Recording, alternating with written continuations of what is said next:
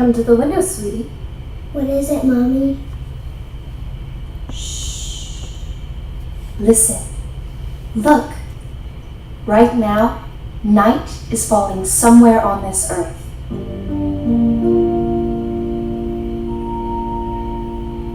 Come to bed.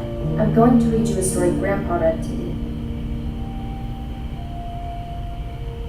Night is falling somewhere. And now again. Night is coming to this sky, to houses everywhere. This house. And there are stars.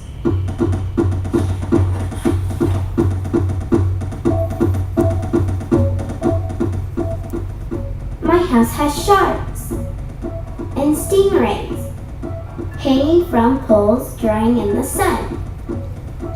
My house has the smell of fish and cassava cooking in the pot. When Sonia comes to visit, she rides a jeepney from the city. When I hear Carmen, I run to meet her. I teach her to walk on stilts around our houseboat. My house rocks me to sleep at night. I hear the water lapping the sides of our boat, lapping the sides.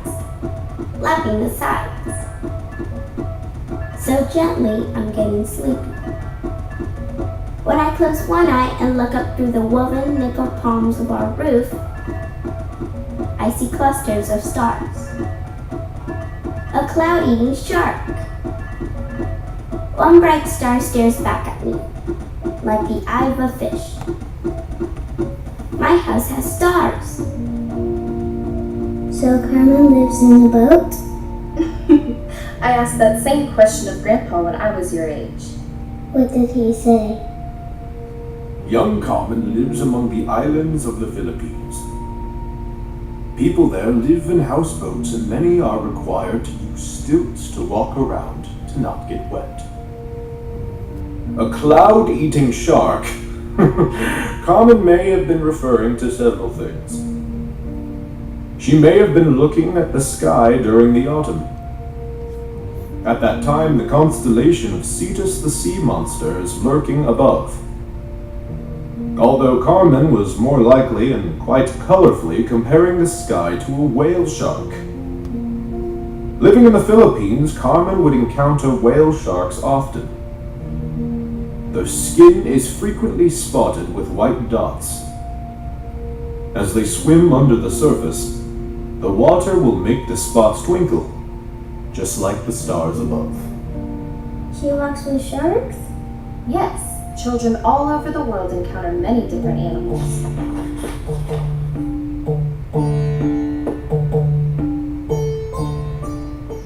My house has mountains all around it. My house has thick walls of mud. Sheep and goats and even yaks live downstairs in my house. Their heat keeps us warm. My house has only one door. We hang a ram's skull there to frighten away evil. Father whispers, "Come," and nods to me after the baby is asleep. I climb up to the roof to fetch firewood, thinking about the tall tree this wood once was, somewhere far away.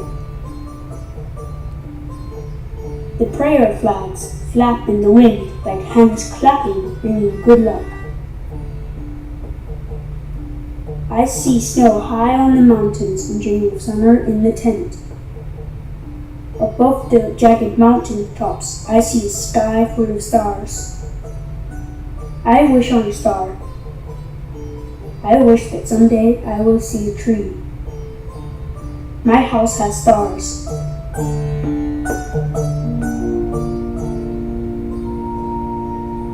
Akam speaks of his Himalayan mountain habitat in Nepal. He may have even had the highest point on the earth in his sight as he spoke, Mount Everest.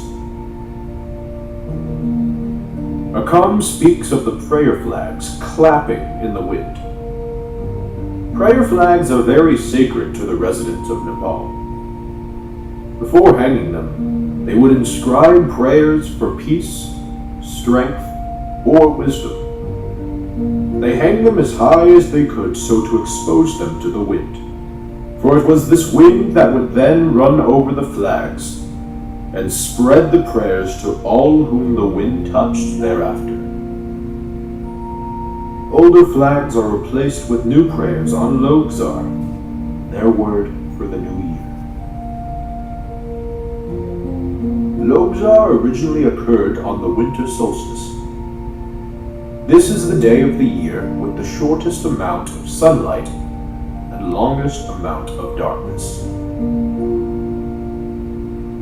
Because our Earth is tilted, there are times the Earth's top half is leaning towards the sun, and times it's leaning away from the sun. Winter solstice is the time when our half is leaning away. This is why it gets colder in winters.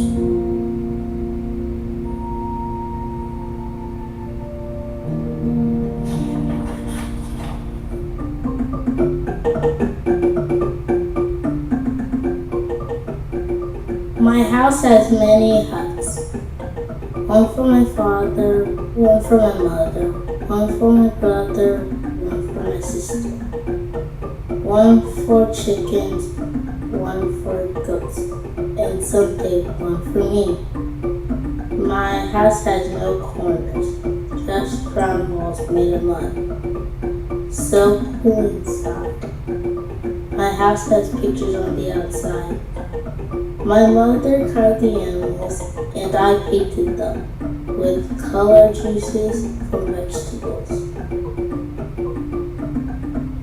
Evening falls and we gather on our knees around the story vine. Bits of china, bone, and hide dangle there. I see a pipe, a feather, the head of a bird. At least 100 tails are here, so difficult to choose.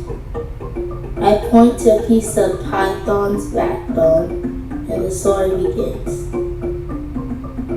I lean back and close my eyes, rocking back and forth to the beat of the drum, pum-pum. I dream of the day when I, Abu, will be a drummer like my father. I open my eyes and see stars, like 1,000 fireflies. My house has stars.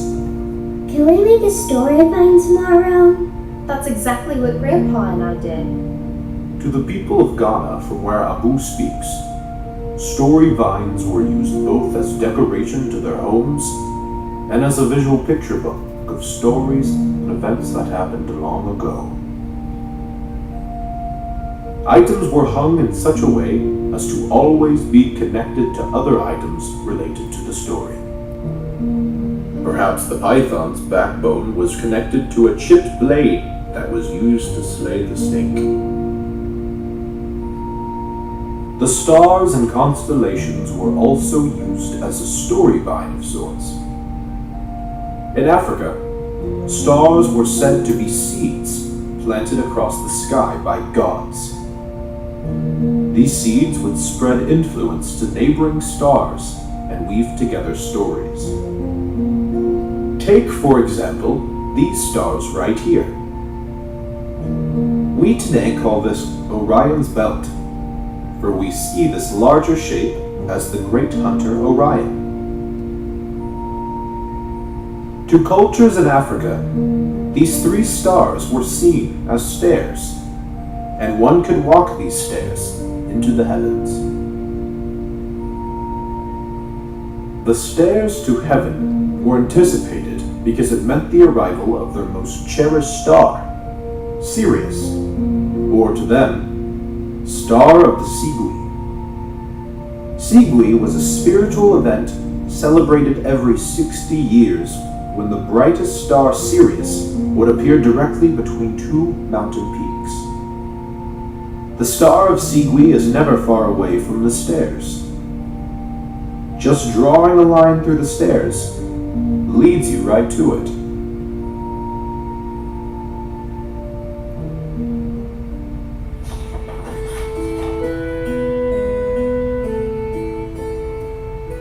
My house has paper doors and windows. My house has a bed on the floor. We eat sitting on the floor too. We never wear our shoes inside. Upstairs in my house, we grow silkworms. Trays and trays of silkworms.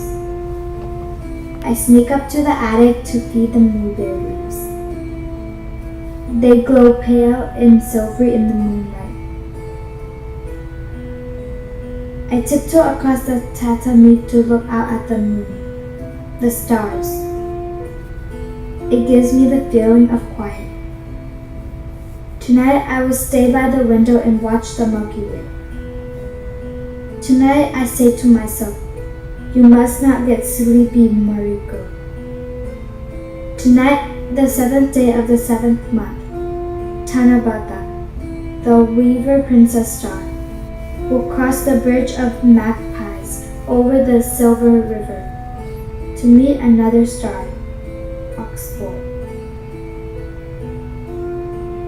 We wrote poems to the stars today on strips of colored paper and tied them in the trees. I hear them flutter among the bamboo leaves. Tonight I see stars. Hundreds of stars. I fix my eyes on Lyra, the Harn, and the Equala, the oxen. Waiting. Hoping. My house has stars. Oh, Grandpa loved this story. Mariko speaks of a lovely tale. The Weaver Princess and the Cowherder. The story is well known in her country of Japan. When the two were wed many years ago, they were so in love that the princess stopped weaving and the herder stopped herding. Their failure in doing their jobs forced the Sky King to separate them, and he did so by casting each to either side of the Silver River and allowing them to meet only once a year as long as their work was done. On clear summer nights, you can see the two lovers. The Weaver Princess is here, a star named Vega, beautiful and bright, in a constellation, Lyra the Harp. The Cowherder is here, a star named Altair, and a constellation, Aquila the Eagle. Now look closely between them, separating them. What do you see? The Milky Way, the Silver River. When the time comes, a flock of magpies will ascend onto the river, joining together to create a bridge to allow lovers passage across for just one day.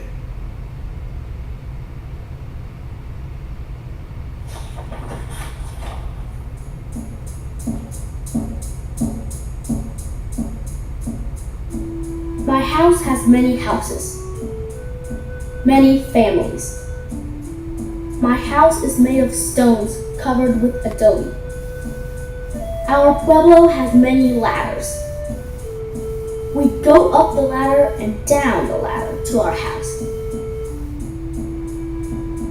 My house has 4 eagle feathers, one hidden under each cornerstone. For protection, Grandfather says. Grandfather sang the house building song and sprinkled cornmeal to show where the wall should go. Then Father built the walls. Mother built the roof with the other woman. Our roof goes to Anthony's front door where he calls, "Hey, Chili." My house has a ladder as long as the night. A ladder to the stars.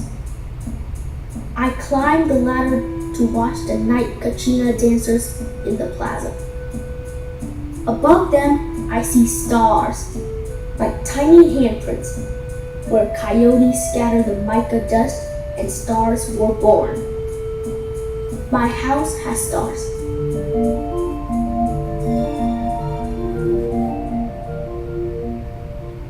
Eagle feathers used for protection, this could mean only one thing.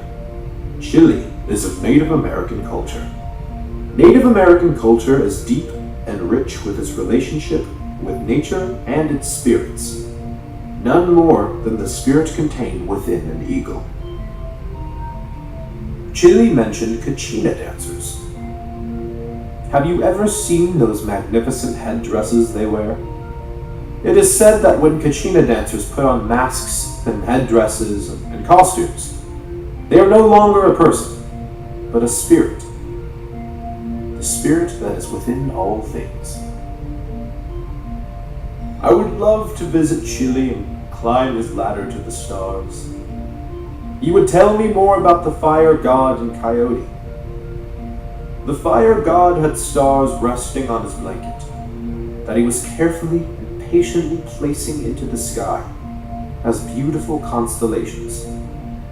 But impatient coyote came and threw the blanket of stars up into the sky. That is why most of the stars are very dim and don't make clear shapes.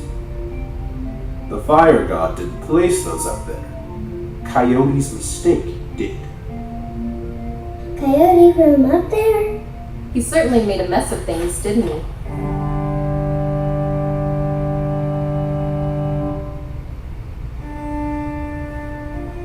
My house has walls made of sheep's wool, a real door in front of the tent that squeaks like a crybaby. My sister and I, William, combed the wood for hours and hours. Mother wetted and pressed it and hung the wall fence for our yard. My house has a fire always burning in a smoke hole. These walls were white once, now they're black with smoke.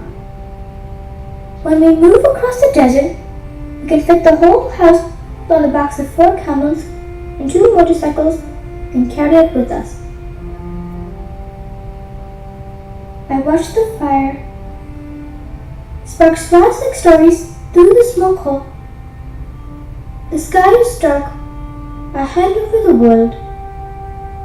The hand lifts the sparks up to the heavens until all I see is a handful of stars, flickering, fading. I move my head back and forth to make shooting stars across the smoke hole. My house has stars.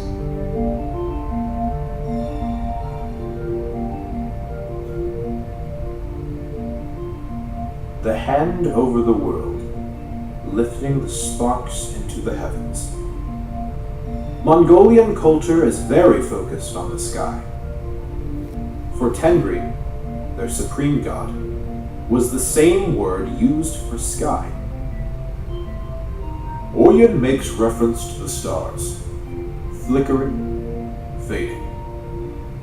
Watch a star long enough, you will notice it change color and change brightness several times. We call this twinkling. Stars appear to twinkle because they are really, really far away. When this small point of light hits the atmosphere's many layers will change the direction of the light. This will cause the vision of the star to shift many times, and thus twinkle. While watching a star, you can move your head back and forth, like Oyen does, to make it move as a shooting star. Oyen may not know that shooting stars are not stars at all. They are little pieces of rock. The rocks are moving so fast that they burn up in the air as they get close to the earth. We don't see these rocks coming in until they start burning, and they're moving so fast they create a quick streak across the sky. We make wishes out of rocks? Yes, we do.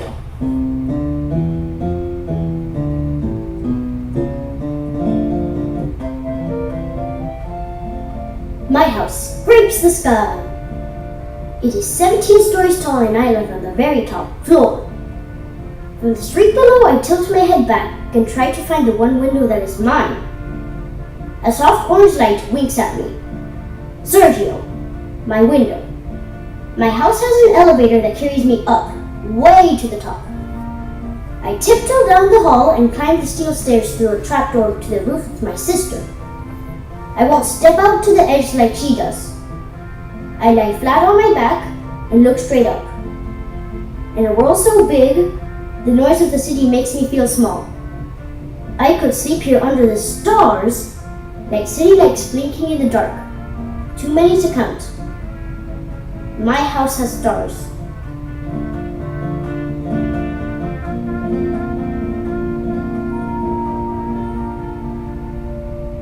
Wow, 17 stories up is really high. I too would love to sleep under the stars up there. Being in Brazil, Sergio could live on the equator of the Earth. That would mean he can see every single star that night sky has to offer. Too many to count is right. I would want to count them all. But I have heard of a scientist that has counted all the stars you can see. Can you guess how many there are? What would you guess? 1,000. 9,000. And 9,000 is only the number of stars we can see. With the help of telescopes, we know that our galaxy holds more than 200 billion stars. Residents of Brazil are quite in tune with the stars they see above them, for their own country's flag depicts several of the constellations they see. Scorpius the Scorpion, Triangulum Austral, Crux the Southern Cross, Hydra the Water Snake, Canis Major the Large Dog. If you look, you will find that many countries' flags have astronomical references in them. Remember Carmen from the Philippines? Her flag has 3 stars and the sun. How about Akan from Nepal? His flag contains the sun and the moon.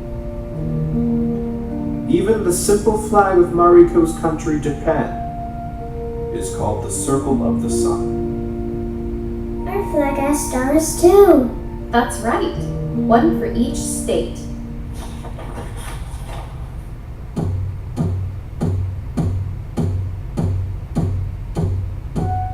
My house has 2 sisters, 6 brothers, and me, Maddie. My house has 8 dogs and 2 snowmobiles and miles of ice and snow. White as a ghost feather everywhere you look. Sometimes snow piles right up to the metal roof, and all you can see is our chimney stack. I put on my sealskin boots, and my brother drives me on the snowmobile to go hooking for tomcads with the bottle cap. My house has summer where it never gets dark. We pick salmon berries and blueberries on the tundra. I come home to a warm bathtub and the smell of bread always baking. I stay up late listening to Grandfather tell stories about building an igloo, or hunting a narwhal, or lighting a fire with rocks that look like gold. He says we still live in an igloo because igloo means house. In winter, my house has darkness all the time. Grandfather teaches me to think small, so I will stay warm, like an animal hibernating. The sky lights up with a night rainbow, streaks of green and red and purple. When the northern lights go out like a candle, my house has stars. Bright stars, like pepper seeds in water, Mother says. White as a walrus tusk, Grandfather says. I say the sky looks like a blue bowl filled with popcorn. My house has stars.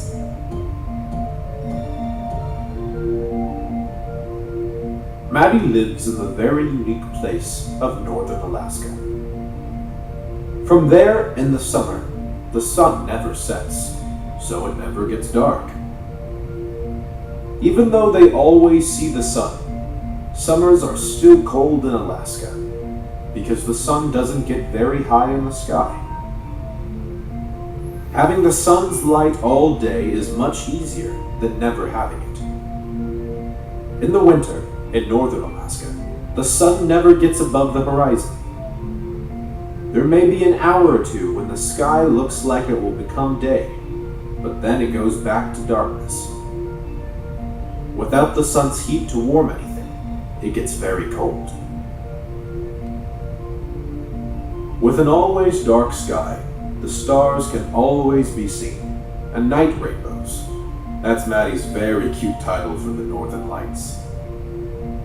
These are faint wisps of colorful lights that only happen at the top and bottom of our planet. They appear when the energy given off by the sun excites our atmosphere to glow. Maddie is very lucky to see this every winter.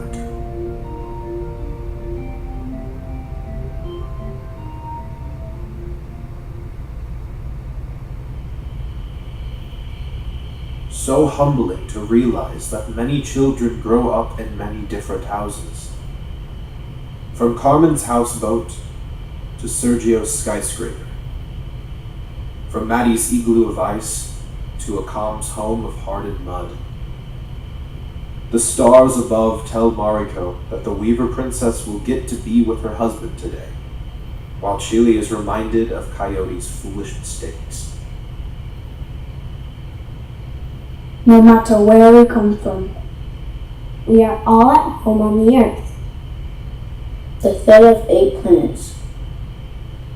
Orbiting a yellow-orange star We ride on our home while it turns under the stars surrounding it. We can all call our house stars. our roof, the sky. Our house has has stars. stars.